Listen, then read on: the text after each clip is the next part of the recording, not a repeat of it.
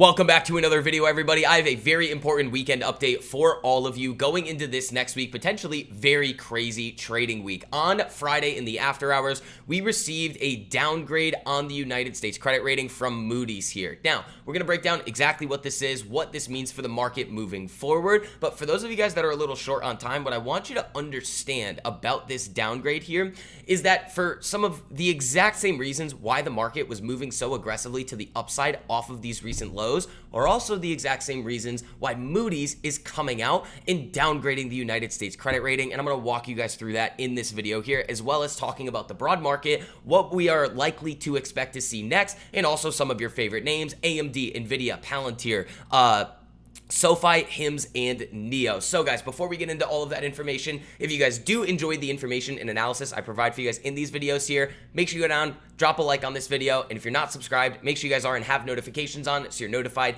every time these videos do end up getting posted live. And also, as always, massive shout out to all of the members of my private trading and investing community. Less trades, more profits. You guys have been absolutely crushing it. Remember, I am running the most insane sale I will ever offer for this community here. Again, if you use code May, you get your first 2 months for 50% off. It literally comes out to $1 a day. You guys get access to all of the educational curriculum videos there. There are 2 full-length courses in there, the full watch list of stocks and cryptos that are about to explode before they do, the private live streams, the pre-market plans, the macro research reports, the single stock research reports, the weekly market research reports, and most importantly, direct access to me to answer all of your questions at pretty much all hours of the day. So if you guys are interested in that, check out that link down below and use code May. But let's get into it here. So first things first, I want to start talking about this from a broad perspective because there are a lot of different kind of experience levels in the market here, and I want to make sure everybody understands exactly what this credit rating downgrade actually means. So as you guys can see right here,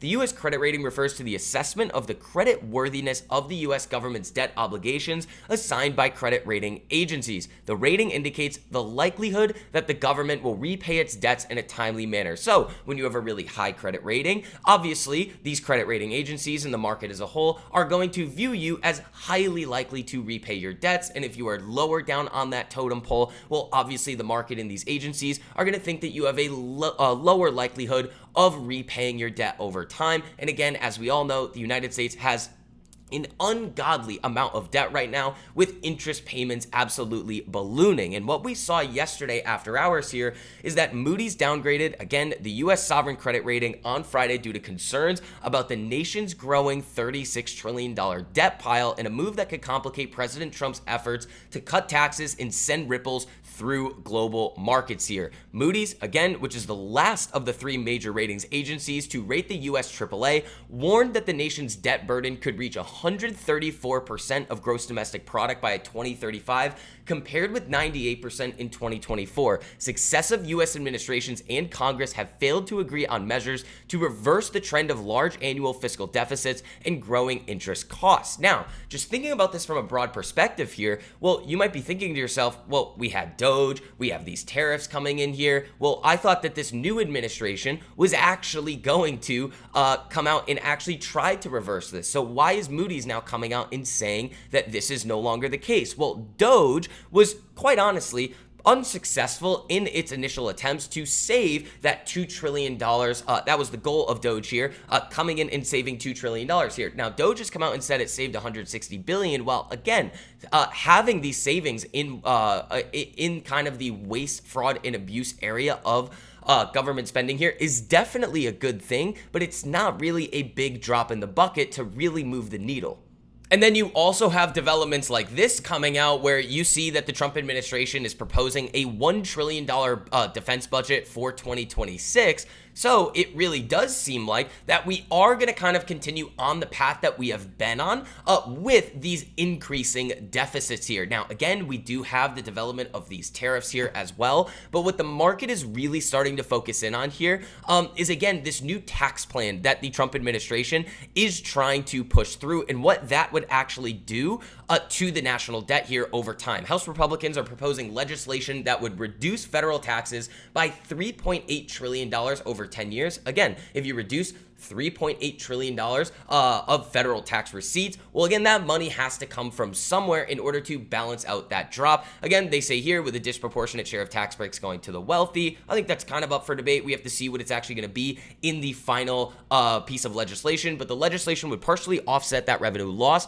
with reduced spending of $1.1 trillion over 10 years, $1.5 trillion in spending cuts that include deep and harmful cuts, as they say here, to nutrition assistance and healthcare for low-income households, offset by roughly $320 billion in defense spending increases for defense and immigration enforcement here. So what we are really looking at here is a situation where government spending continues to contribute to GDP, and the market has started to realize this over the last couple of months here, because again, for those of you guys that don't know, about 25 to 30% of GDP growth every single year is a direct result of government spending. So as we were coming into this year, obviously the market was a little bit worried about this potential for austerity coming really into the end of this year, but once we saw kind of that continued resolution in terms of the budget there, and also a lot of these new developments here with defense spending and also this new tax plan, well, it does really become apparent that this spending is going to continue, and that is one of the reasons why a lot of money has flown back into US equities. But this situation here does leave us with kind of the same problem that we've been dealing with over the last couple of years here, and that's the fact that interest rates have remained elevated. So when you have a downgrade of the United States credit rating, and you already have a lot of foreign nations across the world that are getting a little bit worried about US spending here, well, you are going to see interest rates remain at these elevated levels here, which is exactly what we have seen out of Treasury yields. Now, when you think about this situation moving forward here, again, you have an overly uncertain Federal Reserve right now, where they are really waiting to see what the outcome of a lot of these new trade policies are going to be out of this Trump administration. So as of right now, we're really only projecting 1 or 2 interest rate cuts in terms of the federal funds rate going into the end of this year here versus the previously expected 4 interest rate cuts. Now, as we all know, we do have Jerome Powell's term as Fed chair ending May 15th, 2026,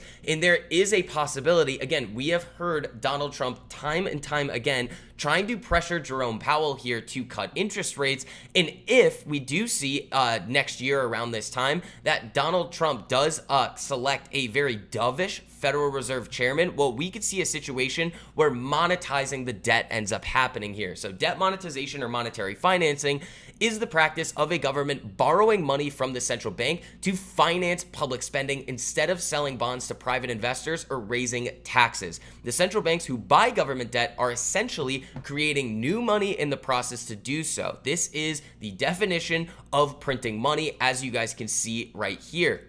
Now, a situation like this can have some short-term benefits by artificially pushing down interest rates in the short term, but does come with a lot of long-term negatives because, again, when the Fed comes out and prints money, it increases the money supply, increases inflation, and really hurts people at the bottom end of the totem pole there. So this is a situation that could end up playing out. As we all know, there has been a significant flight out of U.S. assets this year so far from all of that foreign money that was heavily concentrated in United States bond and equity markets over the last couple of years here. Now, if that money starts to come back again into the bond market, into the equity market, you may not have to see a situation like this occur. But if the overall global market continues to be spooked by the increase in U.S. spending, the increasing debt levels, well, they're not going to buy the bonds. We are going to see those increased interest rates, and the Fed could come out and start monetizing the debt in this way. Now, I want to get into markets here, guys. Just briefly talking about the S&P 500 here. We're looking at the futures here.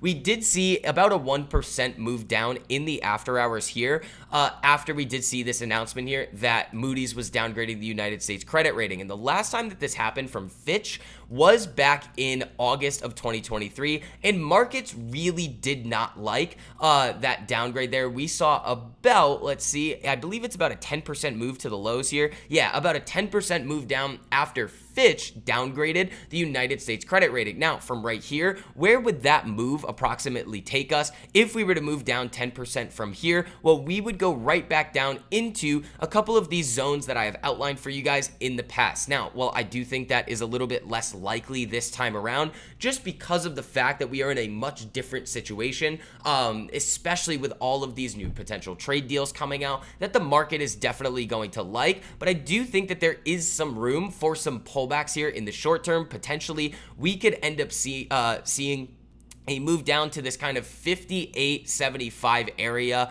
to kind of 58.54 area that we outlined earlier this week, that we did end up getting that retest for and then pushing back to the upside, or kind of that big retest that we could see would be down here at about 5,700, and that would put us at about, from the close on Friday at 4 p.m., that would be about a 4.5-5% pullback. Now, with that being said, and the potential likelihood for a pullback like this, we do have some really constructive charts out there that are looking really good. And if you guys are looking to take any sort of action really in the beginning of this week, I would say be very, very cautious. We want to kind of wait and let this situation develop to see how the market is actually going to digest this downgrade, and then also seeing the potential effects of any new developments with these trade negotiations. So the first one that I want to talk about here is AMD. Again, we saw a very, very positive move up in advanced micro devices this week, especially off of that new Saudi deal with Humane. We also saw that share buyback announcement here, but we did come up and just kiss and kind of poke through here that daily 200 exponential moving average. This green line here is where AMD closed in the after hours. If we can see a nice period of consolidation out of AMD right around these prior highs here, I think this one is going to set up really well for some continued upside as the market starts to rotate back into some of these AI trades and these chip trades, especially something like AMD that has been beaten down so aggressively over kind of the last 6 to 8 months here. But again, we need to be very sure that the market has fully digested this new downgrade move before we make any significant investment decisions. Now, moving on to NVIDIA here as well. This one, again, is looking like it is setting up very nicely here after an aggressive push to the upside here. Now, for me personally, if I was looking for a short-term trade on this one, which I am not because earnings is coming up at the end of May here on the 28th, I would really like to see NVIDIA kind of let the 10 EMA here in blue catch up to current price and start to consolidate here. Now, most of the time, and we've seen this a lot of times with NVIDIA in the past, NVIDIA loves to chop around and flatline right before these earnings here, as we've seen a couple of times in the past. And I think that's very likely out of NVIDIA going forward over the next couple of weeks here. I personally would not expect any drastic price movements here out of NVIDIA, again, unless the market really reacts negatively to this credit downgrade news coming into this Monday's trading session. Now, Palantir, again, this one, I mean, guys, looking at this chart here, it looks really good. We easily could see some more continued upside. Those of you guys in the Less Trades, More Profits community here know kind of exactly what we're looking at here. Again, in green is where Palantir closed in the after hours trading session after the news of Moody's downgrade came out. So again, a little bit of a pullback there. If we can let this 10 exponential moving average catch up here and Palantir can continue consolidating and we break to the upside of this range, you easily could see Palantir, again, if the overall market holds up, going right to that 150 level up in here in a very, very short period of time. So for those of you guys that are short-term traders, again, that could be a really good opportunity to take advantage of. But on the other side too, again, this is one that could easily sell off very aggressively and very fast if the overall market starts to lose steam here and we do see a significant pullback as a result of this downgrade, and that could bring us all the way back down to kind of this 105 area, maybe even right around 100. And if this pullback actually does that 10% move, we could be right back down in this zone here, right around that $80 area on Palantir. And then moving on to a name like HIMS, again, another retail favorite. Quite honestly, guys, this is a very, very bullish looking chart. But again, from what I've said previously and what I will continue to say is that we were looking very closely at this one down in the $30 to $31 range. So now that this one is trading in the 60s, to me, I really don't think this is the best time to be initiating any long-term share positions here, especially going into this week with the uncertain nature of what we could see out of the reaction of this credit downgrade. But what I will say is that, again, very similarly to Palantir, to AMD, to NVDA, is that if we do see this period of consolidation here, those of you guys that are short-term traders, again, could take full advantage of that very, very textbook breakout move if we continue consolidating in this area and then start to break to the upside, potentially going for those recent highs in the 70s. And then moving on to SOFI here, again, this one did witness an after hours pullback, just like everything else on the announcement of this downgrade here. Again, still a decent looking chart, but again, thinking about this one from a long-term perspective, I mean, they are in a very, very solid spot here. We did hear from Anthony Noto, the CEO, this week at that JP Morgan conference that they are looking to grow their members here and their users to 50 million in the next couple of years here. Again, they are currently at around 11 million users, so that would be some absolutely insane growth. They are adding back crypto. Again, they are looking at so many new developments here, increasing the levels of kind of user interface there to make really the process of using SoFi as a platform even better for their users there. Again, really solid looking chart. This is one that I own at $6.55. Again, if we continue consolidating here, this is actually one that for me, I would actually consider buying a little bit more here, especially if we were to see a deeper pullback down to this 200 exponential moving average here on the daily time frame, right around that $12 area.